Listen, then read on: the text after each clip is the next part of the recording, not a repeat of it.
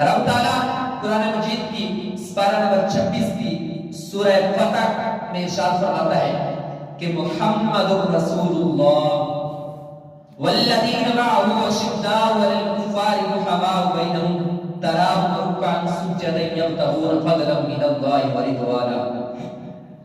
محمد صلی اللہ علیہ وآلہ وسلم اللہ کے رسول ہیں اور وہ لوگ والذین معه جو ان کے ساتھ ہیں اشداء علی الکفار کفار پر سخت ہیں رحماء بینہم آپس میں کھنڈکیر ہیں میٹھے ہیں تراہم رکعا سجدا یبتغون فضلا من اللہ آپ ان کو دیکھو گے کہ وہ رب کے حضور سجدہ کر رہے ہیں اور رب کا فضل تلاش کر رہے ہیں. مفسرین اعظام نے اس کے متعلق مختلف ارشاد فرمایا یا تو محمد رسول اللہ سے آگے مطلقاً یہ آیت صحابہ کرام علیہ رضوان کی شان میں ہے. اگر مطلقاً ہو تو پھر بھی حضرت علی سے بڑھ کر کون ہو سکتا ہے. اور بعض مفسرین نے جس میں سیدنا عبداللہ بن عباس بھی شامل ہیں انہوں نے فرمایا کہ اس آیت مبارکہ میں محمد رسول اللہ کے آگے ترتیب سے والذین معه اور وہ جو ان کے ساتھ ہیں اس سے مراد سیدنا صدیق اکبر رضی اللہ تعالی عنہ ہیں اور اشداء علی الکفار اس سے مراد سیدنا عمر بن خطاب ہیں چونکہ وہ کفار کے خلاف آپ جانتے ہیں کتنے سخت تھے. اور رحماء بینہم اس کا مصداق سیدنا عثمان غنی رضی اللہ تعالی عنہ ہیں اور تراہم رکعا سجدا یبتغون فضلا من اللہ آپ جس وقت بھی دیکھو گے آپ کو سجدہ رکوع میں نظر آئیں گے اس سے مراد مولا کرام سیدنا علی اور مرتضی شیخ خدا رضی اللہ تعالی عنہ. کون علی کہ جس کے متعلق آپ سنتے ہیں کہ جن کی ولادت کعبۃ اللہ میں ہوتی ہے اور شہادت مسجد میں ہوتی ہے اس کو علی کہتے ہیں. کون علی کہ جو دنیا میں آنے کے بعد سب سے پہلے اگر کوئی چیز دیکھتا ہے تو وہ حضور کا چہرہ انور ہے. آپ نے سن رکھا ہے مشہور واقعہ ہے کہ آپ آنکھ ہی نہیں کھولتے ماں پریشان ہے حضرت فاطمہ پریشان ہے آپ کی والدہ محترمہ کا نام فاطمہ ہے وہ پریشان ہے کہ بچہ اللہ رب العزت نے عطا فرمایا ہے آنکھ نہیں کھول رہا. جب حضور کی گود میں آئے تو آنکھیں کھل گئی. بتانا یہ تھا کہ میں نے جو سب سے پہلی چیز دیکھی ہے وہ حضور کا چہرہ انور ہے. وہ علی کہ جو بچپن کی حالت میں جوانی کی حالت میں بڑھاپے کی حالت میں کبھی بھی بتوں کی پوجا نہیں کرتے.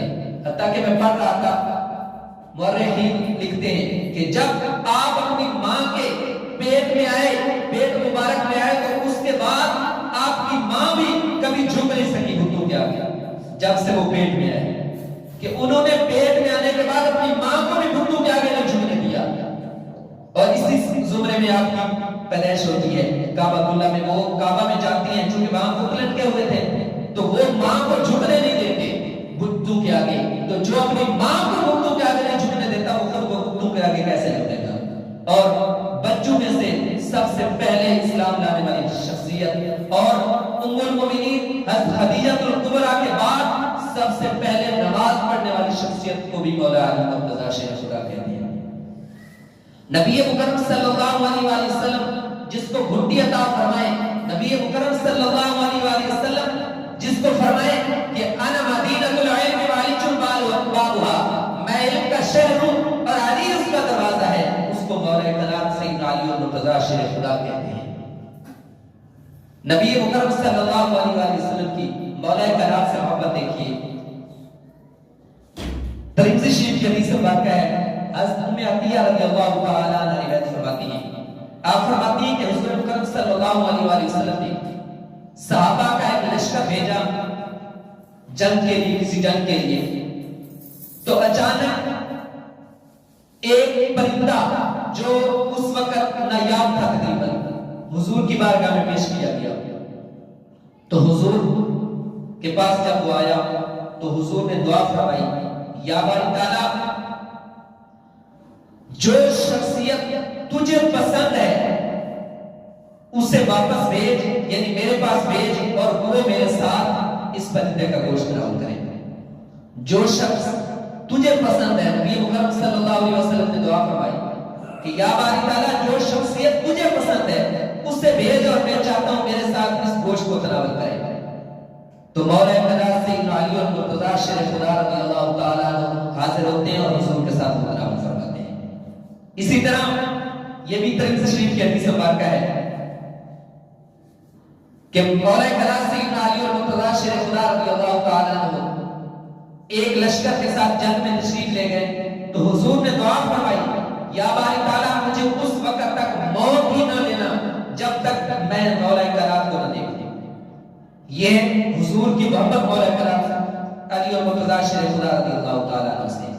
اور پھر نبی مکرم صلی اللہ علیہ وسلم ارشاد فرماتے ہیں کہ من کنت مولاہ فعلی المولا اللہم والی من وعداہ وعادی من عاداہ، یا باری تعالیٰ جس کا میں مولا اس کا علی مولا، اور جو اس سے محبت کرے تو اس سے محبت کر، اور جو مولا علی سے بغض رکھے تو بھی اس سے بغض رکھ۔ نبی مکرم صلی اللہ علیہ وسلم نے یہ دعا دی اور پھر فرمایا کہ میں حکمت کا شہر ہوں، علی اس کا دروازہ ہے۔ اب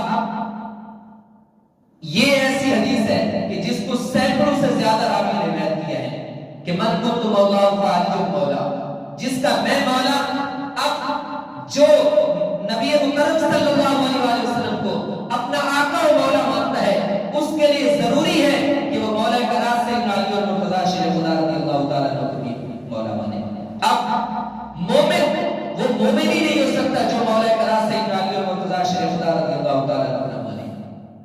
مولا قناعت سیدنا علی المرتضیٰ شیر خدا خود روایت فرماتے ہیں کہ مجھے قسم ہے اس ذات کی کہ جس نے دانے کو کھولا، اور مجھے قسم ہے اس ذات کی جس نے جانداروں کو جان دی کہ میرے نبی نے مجھ سے وعدہ کیا، اے علی مومن ہی تجھ سے محبت کرے گا اور منافق ہی تجھ سے نفرت کرے گا۔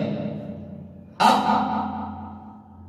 جو مومن ہونے کا دعویٰ کرتا ہے وہ یہ نہیں ہو سکتا کہ مولا قناعت سیدنا علی المرتضیٰ شیر خدا رضی اللہ تعالیٰ عنہ سے منافقت کرے، نفرت کرے، کیونکہ حضور فرما رہے ہیں اور مولا علی خود روایت کر رہے ہیں کہ حضور نے یہ بشارت دی ہے، وعدہ کیا ہے میرے سے، اے علی تیرے سے صرف مومن ہی محبت کرے گا، منافق تیرے سے محبت نہیں کر سکتا۔ اب کی شجاعت دیکھیے، مشہور واقعہ آپ نے سنا ہے، خیبر کے موقع پر حضور اعلان فرماتے ہیں کہ کل میں جھنڈا اس آدمی کے ہاتھ میں دوں گا کہ جو اللہ رب العزت اور اس کے رسول سے محبت کرتا ہے اور اللہ اور اس کا رسول بھی اس سے محبت کرتے ہیں۔ سارے صحابہ انتظار میں کہ کاش یہ جھنڈا مجھے مل جائے، کیونکہ حضور نے اعلان فرما دیا ہے کہ کل میں جھنڈا اس آدمی کو دوں گا جو اللہ اور اس کے رسول سے محبت کرتا ہے اور اللہ اور اس کا رسول بھی اس سے محبت کرتے ہیں، اور وہ خیبر کو فتح کر کے بھی آئے گا۔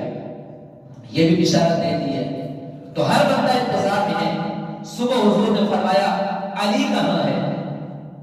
صحابہ نے عرض کیا یا رسول اللہ صلی اللہ علیہ وسلم ان کو آنکھوں کی بیماری ہے، اشوب چشم ہے، وہ آرام فرما ہے۔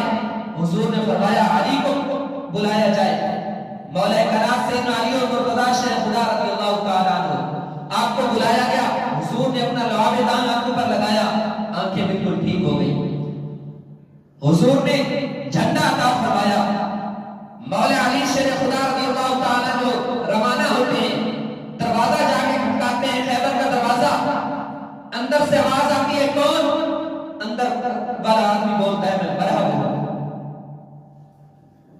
مرحب کسے کہتے ہیں؟ مرحب اسے کہتے ہیں جس کے آدمی میں مقابلے میں 1000 آدمی آئے اور وہ 1000 آدمی کو بچھاڑ دے۔ جو بندہ 1000 آدمی کو شکست دے دے اسے مرحب کہتے ہیں۔ اندر سے آواز آئی میں مرحب ہوں۔ مولا قناعت سیدنا علی المرتضیٰ شیر خدا رضی اللہ تعالیٰ عنہ نے فرمایا دروازہ کھولو، ڈر کے اندر کیوں بیٹھے ہو؟ دروازہ کھولو، میں آپ سے لڑنے آیا ہوں۔ تو مرحب کیا کہتا ہے؟ کہتا ہے کہ اگر اتنی طاقت ہے تو خود کھول لو۔ مولا علی شیر خدا رضی اللہ تعالیٰ عنہ نے جو فرمایا دروازہ کھولو۔ پہلے جو آتے تھے وہ خود آتے تھے، آج میں خود نہیں آیا، آج میں بھیجا گیا ہوں، دروازہ کھولو۔ مرد کہتا ہے میں دروازہ نہیں کھولوں گا.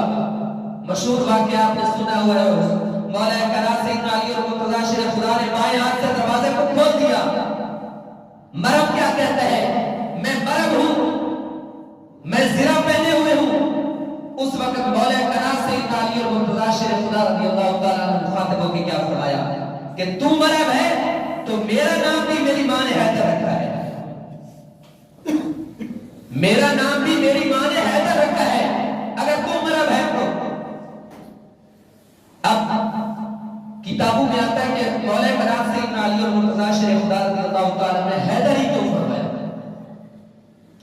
میں پڑھ رہا تھا کہ اس وجہ سے فرمایا کہ مرد نے کچھ دن پہلے یا اسی رات ایک خواب دیکھا تھا کہ ایک شیر ہے جو مجھے ٹکڑے ٹکڑے کر رہا ہے, اور حیدر شیر کو کہتے ہیں.